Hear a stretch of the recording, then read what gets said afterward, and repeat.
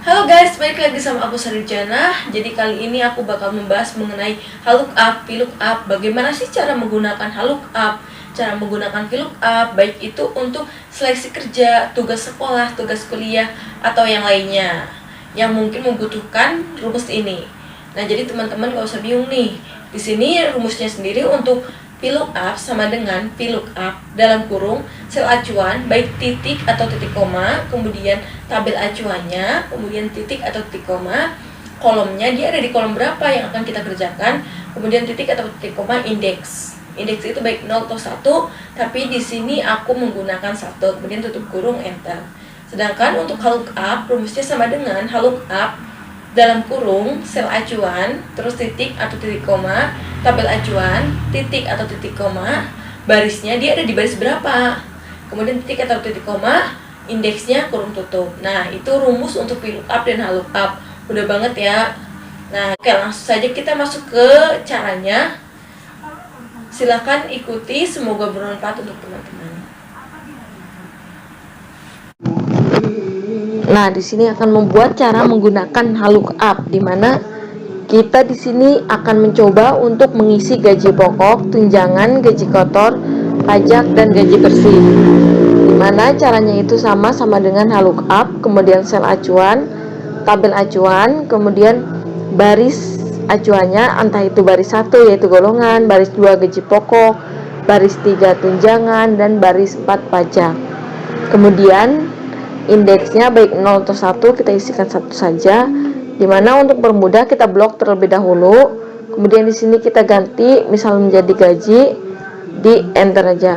Kita langsung coba, dimana sama dengan HLOOKUP buka kurung sel acuan titik atau koma, titik koma atau koma, kemudian tabel acuannya tadi diberi nama gaji, kemudian titik koma, barisnya gaji pokok itu ada di baris berapa, di sini ada di baris kedua, TC 2 titik koma 1 kurung tutup enter. Nah, untuk golongan 1 itu 150 sudah sesuai, kita langsung tarik.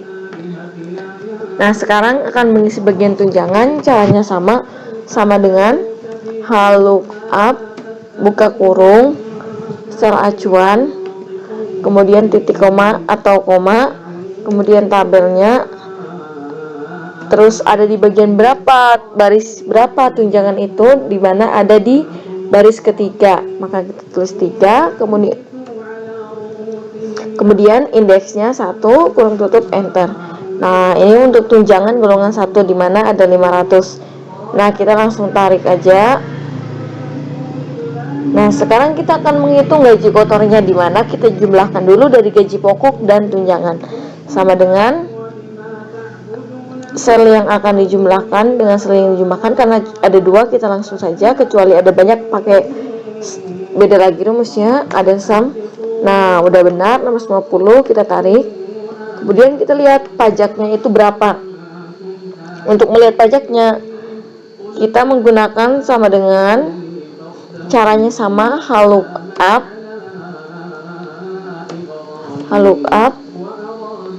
buka kurung sel acuan, kemudian titik koma, tabel acuan, gaji, terus titik koma. Untuk pajak ada di baris keberapa, di sini ada baris keempat, kita tuliskan 4, indeksnya 1 kurung tutup enter. Nah, dimana pajak yang harus dibayarkan itu 0,02. Kita tarik. Nah, sekarang kita masuk ke yang terakhir, yaitu gaji bersih, dimana untuk menghitungnya, dimana gaji bersih itu gaji kotor dikurangi dalam kurung dari pajak ini, kita kalikan dengan gaji kotornya, kemudian tutup kurung, di enter. Nah, maka gaji bersihnya itu sebesar 637.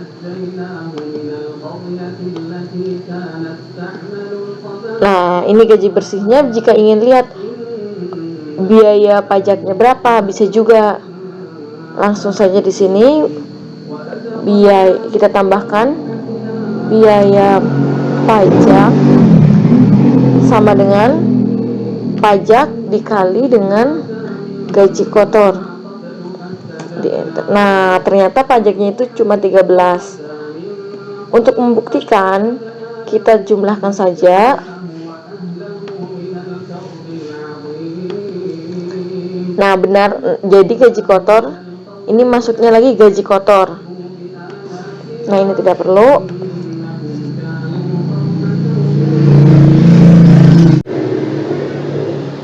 Jadi kali ini aku bakal membahas mengenai bagaimana cara menggunakan VLOOKUP, dimana kita akan mengisi kolom-kolom yang kosong ini. Ada harga, ada asal, kemudian kita hapus lagi nama ini. Nah, nama juga. Nah, dimana untuk mempermudah tabel acuan kita ubah menjadi nama, misal di sini kita ubah jadi buah. Nah, sudah diubah.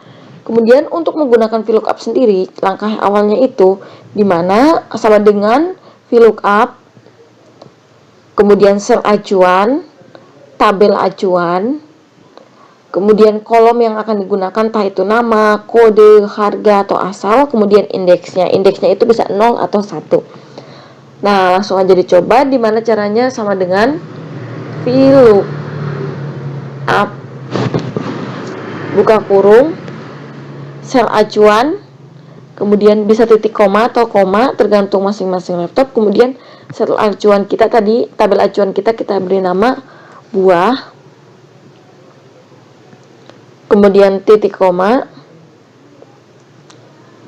kemudian ada di kolom mana, karena kita akan mengisikan nama berarti dia ada di kolom 2, tulis 2, kemudian titik koma lagi, indeksnya 1, tutup kurung, enter. Nah, jadilah. Untuk kode B, dia memiliki nama apel, dan seterusnya. Untuk mempersingkat kita tarik. Nah, jadi nama-namanya sudah terisi. Kemudian kita sekarang ingin mengisikan harganya. Harganya caranya masih sama, dimana bedanya dia ada di kolom ketiga. Jadi nanti sama dengan VLOOKUP, buka kurung, sel acuan, kemudian titik atau titik koma atau koma, kemudian nama tabel acuannya ini, kemudian titik koma lagi, ada di kolom 3, bacanya itu dari kolom 1, kolom 2, ini kolom 3, berarti 3, kemudian indeksnya 1, kurung tutup, enter. Nah, harganya 2000 dapat. Kemudian kita tarik untuk mengisi yang bawahnya, mempersingkat waktu. Sekarang kita akan mengisi asal, dimana yang membedakan lagi adalah dari kolomnya. Ini dia berada di kolom keempat. Jadi caranya sama dengan VLOOKUP, buka kurung, sel acuan, titik koma atau koma, kemudian tabel acuan, buah, kemudian titik koma, kemudian dia ada di kolom berapa? 1, 2, 3, 4, tadi kolom 4, titik koma, 1, kurung tutup, enter. Nah, dimana berarti apel di sini itu adalah asalnya dari Purwokerto. Nah, kita tarik aja untuk mempersingkat waktu. Nah, jadi kegunaan dari rumus ini dituliskan rumusnya agar bisa lebih paham lagi, sama dengan VLOOKUP,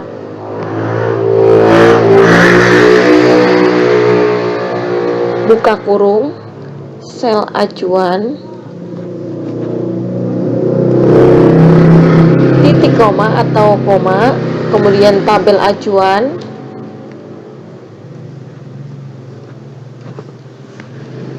kemudian kolomnya ada di kolom mana, kemudian indeks, tutup kurung. Nah, ini rumus dari VLOOKUP sendiri tadi. Ingatkan lagi, karena sekarang suasananya sedang ramai dengan penyakit atau penularan COVID-19. Jadi buat teman-teman tetap stay di rumah agar memutus rantai penularan dari COVID-19 ini. Atau apabila teman-teman terpaksa harus keluar, teman-teman harus ingat tetap jaga kebersihan, menggunakan masker dan social distancing. Ya, baik kita di luar ataupun di rumah, kita tetap harus jaga kebersihan, jaga kesehatan, jaga pola makan dan semuanya. Oke, video kali ini segini dulu, semoga bermanfaat untuk teman-teman. Jangan lupa di like, komen, subscribe, dan share. Dan apabila teman-teman ada masukan, silahkan komen di bawah. Apabila memungkinkan, nanti aku buatkan. Oke, sampai bertemu di next video. See you.